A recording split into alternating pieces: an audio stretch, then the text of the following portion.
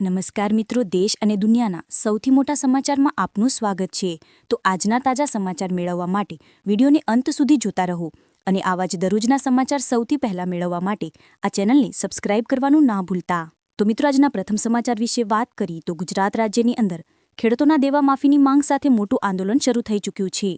ત્યારે અન્નજળનો ત્યાગ કરવા સુધીની વાત આવી ગઈ છે અને જ્યાં સુધી ખેડૂતોના 3 લાખ દેવા માફ નહીં થાય ત્યાં સુધી છોડવામાં આવશે નહીં આંદોલન, તેવી પણ મોટી ચીમકી ઉચ્ચારવામાં આવી રહી છે.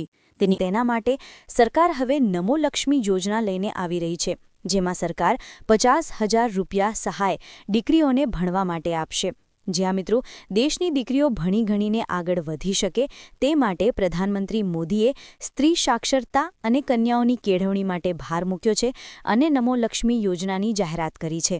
નમો લક્ષ્મી યોજનાની અંદર જે છે તે મિત્રો તમને મળવાપાત્ર થશે પૈસા. 50,000 રૂપિયાની સહાય તમારી દીકરીઓને મળશે જો તમારી દીકરી ધોરણ 9, 10, 11 અને 12માં અભ્યાસ કરતી હોય તો. અત્યારે મિત્રો ઘણા બધા પરિવારોમાં કે જ્યાં મિત્રો પૈસાની તંગી હોય ત્યાંના લોકો દીકરીઓને ભણાવતા નથી, તો આવી પરિસ્થિતિમાં દીકરીઓ પણ પોતાના સપના સાકાર કરી શકે અને ભણી ગણીને આગળ વધી શકે તે માટે પૈસા ના હોય તો સરકાર ભણવા માટે 9, 10, 11, 12માં ભણતી દીકરીઓને નમો લક્ષ્મી યોજના અંતર્ગત 50,000 રૂપિયા આપશે. ત્યાર પછીના મહત્વના સમાચાર વિશે વાત કરીએ તો પાકિસ્તાને માંગી પાણીની ભીખ અને ભારતીય આર્મી દ્વારા આપવામાં આવ્યો કરારો જવાબ.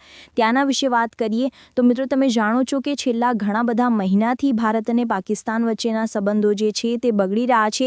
ક્યાંક મિત્રો એવા પણ એંધાણ આવી રહ્યા છે કે ભવિષ્યની અંદર એટલે કે 2026ની અંદર ભારત પાકિસ્તાનનું મોટું યુદ્ધ પણ થઈ શકે. પરંતુ મિત્રો જણાવીએ કે પાકિસ્તાન જે છે તે યુદ્ધની વાત દૂર છે, અત્યારે પાણી માટે પણ ભીખ માંગી રહ્યું છે. તમે મિત્રો જાણો છો કે પાકિસ્તાને જે પહેલગામની અંદર કાશ્મીરમાં આતંકવાદી હુમલો કર્યો હતો આજથી 6 મહિના પહેલાં, ત્યાર પછી ભારત પાકિસ્તાનનું યુદ્ધ પણ થયું હતું. ત્યારે મિત્રો ભારતે નિર્ણય કર્યો હતો કે સિંધુ નદીનું પાણી પાકિસ્તાને આપવામાં નહીં આવે અને ત્યાર પછી પાકિસ્તાનની અંદર પાણીની તંગી સર્જાઈ હતી. ત્યારે મિત્રો અત્યારે ફરી એકવાર પાકિસ્તાનની અંદર જે છે તે સિંધુ નદીના પાણીની માંગ ત્યાંના લોકો કરી રહ્યા છે.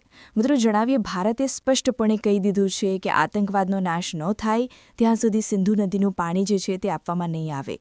પાકિસ્તાને મિત્રો એવી પણ ધમકી આપી છે કે જો ભારત પાણી નહીં આપે તો ભવિષ્યમાં ભારતને તેનો અંજામ ભોગવવો પડી શકે અને મિસાઇલોથી દ્વારા મિત્રો જામનગર પણ ઉડાડવામાં આવશે તેવી પણ મિત્રો ધમકી પાકિસ્તાન તરફથી જે છે તે આપવામાં આવી હતી.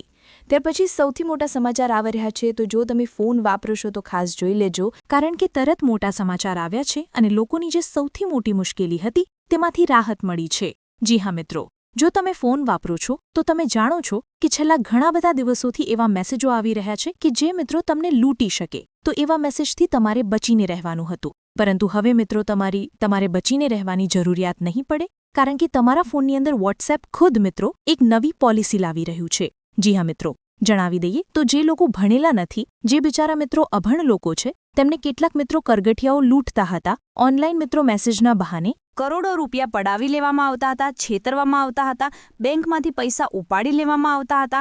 પરંતુ હવે મિત્રો જણાવી દઈએ તો આ સાયબર ઠગબાજોને હેકિંગમાંથી છુટકારો મળશે, કારણ કે વોટ્સએપ જે છે તે મિત્રો સ્ટ્રિક્ટ એકાઉન્ટ સેટિંગ લાવી રહી છે, જેથી હવે તમારા ફોનમાં વોટ્સએપમાં જો તમને કોઈ છેતરવાનો મેસેજ આવશે તો ઓટોમેટિક વોટ્સએપ એ મેસેજને પકડી લેશે.